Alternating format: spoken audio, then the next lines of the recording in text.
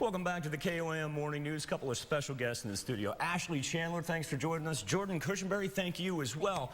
Now, these young women they live in Neodesha, and they're part of the Montgomery County 4-H organization. So I want to take a deep dive in here because we have so many county fairs, and 4-H plays such an integral role in those. Let's talk about what you have coming up at the Montgomery County Fair, Jordan.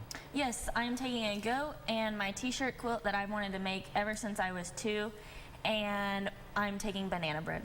You've wanted to make this ever since you were 2? Yes, I have an older brother in 4-H, and when I saw him going through 4-H, I also saw a exhibitor make a quilt, and I thought it was the neatest idea to take all the 4-H t-shirts and put it together, so I was finally able to do that my last year. Ashley, I'm going to get to you. So I want to stick with this quilt real fast. 16 years. You're 18 now. You've been wanting to do this since you were 2. What's it like to see this come to fruition? I think it's amazing. My mom saved all my t-shirts throughout the years. Oh my gosh. And I went through a big box, and it was also my senior project at Neodesha, so it's served as in multiple roles. Well, congratulations. Thank you. Ashley, what do you have coming up at the fair? I have 2 different goats that I'm taking to the fair, and then I cook a lot the week prior to the fair to exhibit at the fair. So is cooking something that you were interested in before you became a part of 4-H? I've always really liked to cook. I think it's just a really fun thing that I can do with my family. Since I've been in 4-H, I've been able to take the leadership role and help my younger sister learn to cook. Really? And just, I think it's a lot of fun too.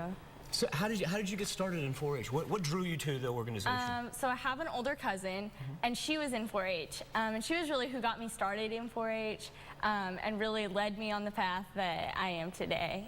I find it interesting that both of you were able to pick up from older relatives and sustain the organization like that. Ashley talked about a leadership role. You're 18, graduating from high school now. Yes. What are some of the things that you've learned in 4-H that you're able to apply to your adult life that's coming up? I think that public speaking is a great thing that 4-H teaches you. It also teaches you to be outgoing and just help others, and younger people and even some of the older people need help, and you are able to do that through helping in different activities. It's interesting you say that because I think a lot of people, we have a tendency to think about 4-H during fair time.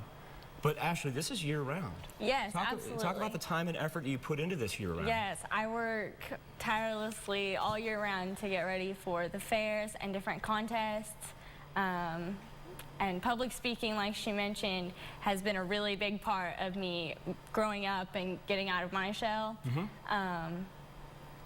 To be able to take the leadership role that I have. And it's very clear that you two are very comfortable talking here on live TV. I want to thank you for that. If I gave you 15 seconds and I said, sell me on 4-H, I've got 2 kids. Why do I get my kids involved in 4-H?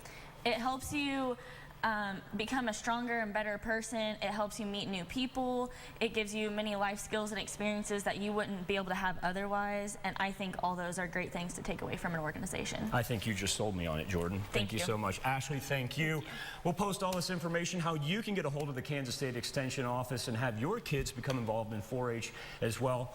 Brian Smith, I want to thank you for bringing the kids in. Wonderful job by the K-State Extension Office. Be right back with more KOM Morning News right after this.